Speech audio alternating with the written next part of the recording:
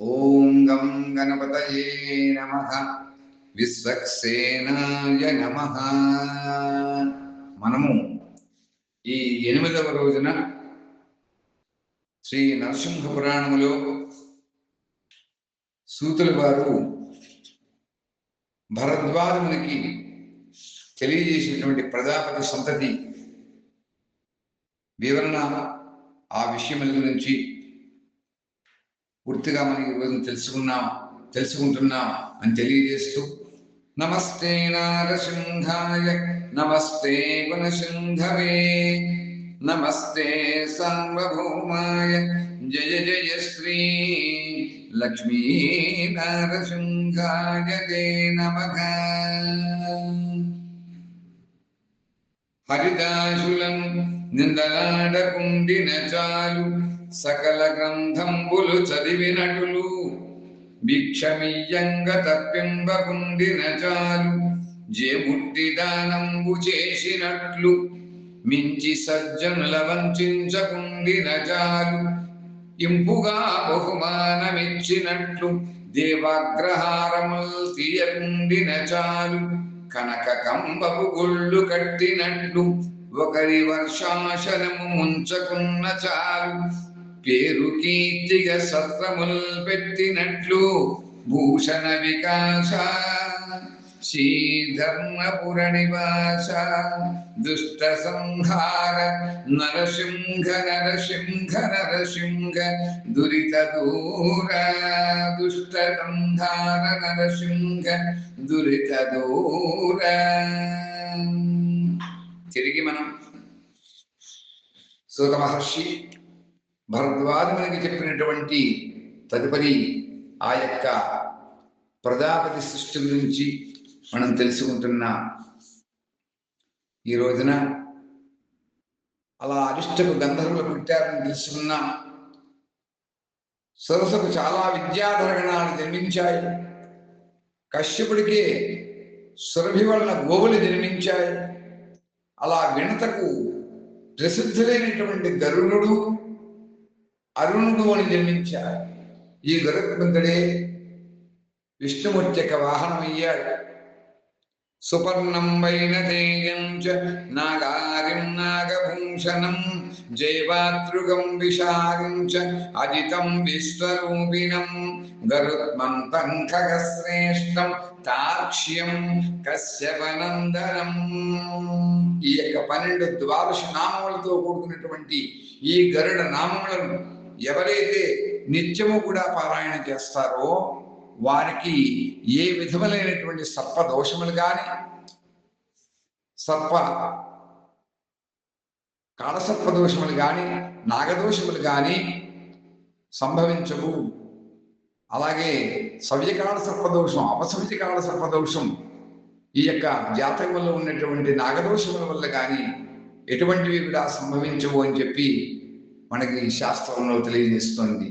మరలా ఈ గరుత్మంతుడు కాకుండా అరుణుడు జన్మించాడు. ఆ అరుణుడు ఎవరు అంటే సూర్యనారాయణమూర్తి యొక్క రథసారథి, మహా మేధావి. ఆయన యొక్క మోకాళ్ళ వరకే ఉంటుంది, ఆయన యొక్క కాళ్ళు ఉండవు. ఆ అరుణుడు యొక్క సూర్యనారాయణ స్వామి వారు ఆయన రథసారథిగా చేసుకున్నారు. ఒక ఆయన విష్ణుమూర్తి యొక్క వాహనం, సదా విష్ణువాహనుడు. రుద్ర సుకీర్తి యొక్క పత్ని, రుద్ర సుకీర్తి ఆయన యొక్క భార్యల పేర్లు. అంటే ఈ గరుడ దేవుణ్ణి ఎవరైతే స్మరిస్తూ ఉంటారో వారికి నరఘోషలు కానీ జనఘోషలుగా ఎటువంటి విషదోషముల వల్ల కానీ ఎటువంటి పితృదోషములు కానీ వారికి ఉండవు అని చెప్పి గరుడ ఉపనిషత్తులు మనం తెలుసుకుంటూ ఉంటాం. ఎవరైతే అమావాస్య రోజునగా ఎవరైతే గరుడ ఉపనిషత్తును పారాయణ చేయలేకపోయినా కనీసం నేను తెలిపినటువంటి 12 నామాలను కనుక భక్తి శ్రద్ధలతో గురుముఖంగా తెలుసుకుని వారు ఆ గరుత్మంతుడి యొక్క నామాన్ని స్మరించినట్లయితే ఆ వైణికేయుడు, ఆ గరుత్మంతుడు వారికి చక్కటి సంతానాన్ని కలిగజేస్తాడు, నాగదోషము తొలగిస్తాడు, కుటుంబ కలహాన్ని తొలగిస్తాడు, ఐశ్వర్యాన్ని ప్రసాదిస్తాడు. సదా విష్ణు సేవలో ఉండేటువంటి ఆ కాలధ్వజుడు, యజ్ఞధ్వజుడు, ఆయన యొక్క గరుడు ఓం నమో నారాయణాయ జయ జయ గరుడధ్వజాయ, ఓం నమో నారాయణాయ జయ జయ కాలధ్వజాయ కాలగరుడాయ, ఓం నమో నారాయణాయ జయ జయ యజ్ఞధ్వజాయ యజ్ఞగరుడాయ అని మనం సదా జపం చేస్తూ ఉండాలి వారి గురించి. అలా వినతకు కలిగినటువంటి సంతతిని గరుడుడని, అరుణుడని, అనూరుడని కూడా అంటూ ఉంటారు. గరుడు దేవదేవుడు, అమిత తేజస్శాలి అయినటువంటి విష్ణువుకి సంతోషంతో వాహనమయ్యాడు. ఆయనే వినతా దాస్య విమోచకుడు. దేవేంద్రుని నుండి ఆ అమృతాన్ని తీసుకొచ్చాడు, కద్రువుకి ఇచ్చాడు. తన తల్లి యొక్క దాస్యాన్ని తొలగించి చేసినటువంటి వాడు ఆ గరుత్మంతుడు. అలాగే ఆ అనూరుడు సూర్యుడి యొక్క రథసారథి అయ్యాడని తెలిపాము. అలాగే తామ్రకు 6 పుత్రులు కలిగారు. వారి పేర్లు ఏమిటంటే గుర్రాలు, ఒంటెలు, గాడిదలు, ఏనుగులు, గవయ మృగాలు, ఇతర మృగాలు. క్రోధ అనేటువంటి భార్యకి దుష్ట ప్రాణులు జన్మించాయి. ఇరా అనేటువంటి భార్యకి చెట్లు, తీగలు, వల్లులు, శనము అనేటువంటి తృణజాతులు జన్మించాయి. ఖస అనేటువంటి భార్యకు యక్షులు, రాక్షసులు, అలాగే మునికి అప్సరసులు జన్మించారు. అలా కద్రుపుత్రులుగా తీవ్ర విషయం కలిగినటువంటి దంతశూకాలు అనేటువంటి మహాసర్పాలు జన్మించాయి.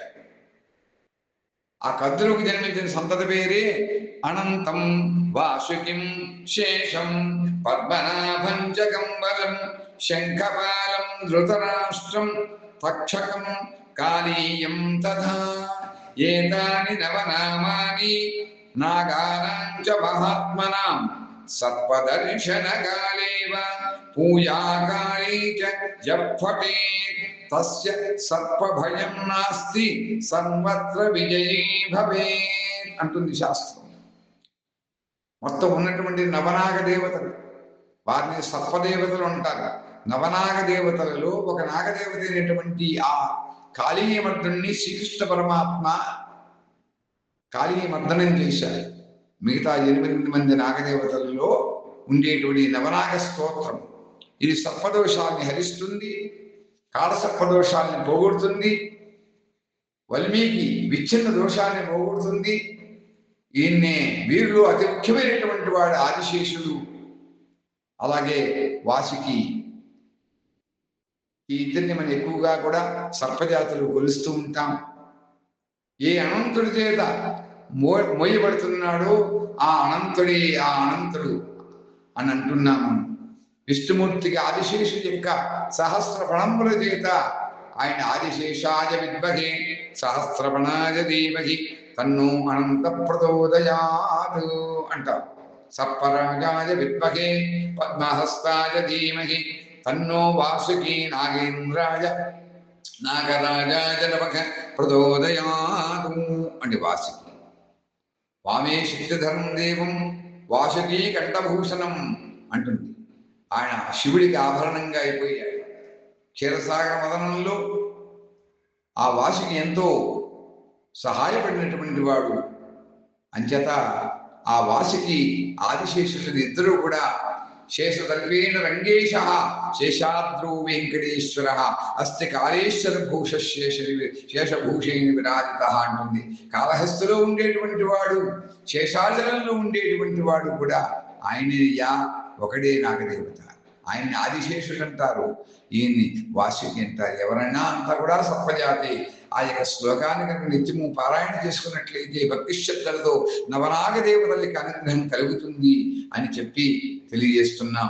అలా తిరిగి మనం ఈ యొక్క భాగంలో వెళుతున్నాం అని తెలియజేస్తూ మరలా చెప్తున్నారు సూతుల వారు భరద్వాజునికి, ఓ బ్రాహ్మణోత్తమ, అలాగే చంద్రునికి 27 భార్యలు ఎందు గొప్ప బలవంతులైనటువంటి బుధుడు మొదలైనటువంటి వారు పుట్టారు.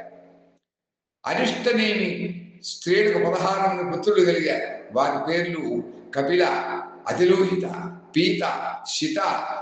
వర్ణములు కలిగినటువంటి మెరుపులు, ప్రత్యంగర పుత్ర సమూహము ఋషులచే గౌరవించబడి గొప్ప ఋషులయ్యారు. అలా దేవర్షి అయినటువంటి కుశాశ్వరి యొక్క పుత్రులు దేవర్షులయ్యారు. వీరు అందరూ కూడా 1000 యుగంపుల తర్వాత మళ్ళీ జన్మిస్తారు అని తెలియజేస్తున్నారు. ఈ విధంగా కశ్యపుని యొక్క వంశంలో పుట్టినటువంటి కదలనటువంటి ప్రాణుల యొక్క వర్ణన చేయబడింది అని తెలియజేస్తూ సూతుల వారు మరలా భరద్వాజమని అంటున్నారు, ఓ బ్రాహ్మణ శ్రేష్ఠుడా, ధర్మముతో కూడినటువంటి పరిపాలనలో ఆసక్తి కలిగినటువంటి భగవంతుడైనటువంటి నరసింహస్వామి యొక్క సంపదలను నీకు వర్ణించాను. దాంతో పాటుగా దక్షుని కన్యకల యొక్క వంశ పరంపరను కూడా చెప్పబడింది. శ్రద్ధగా కూడా నువ్వు వీరందరినీ కూడా స్మరించినటువంటి వాడు.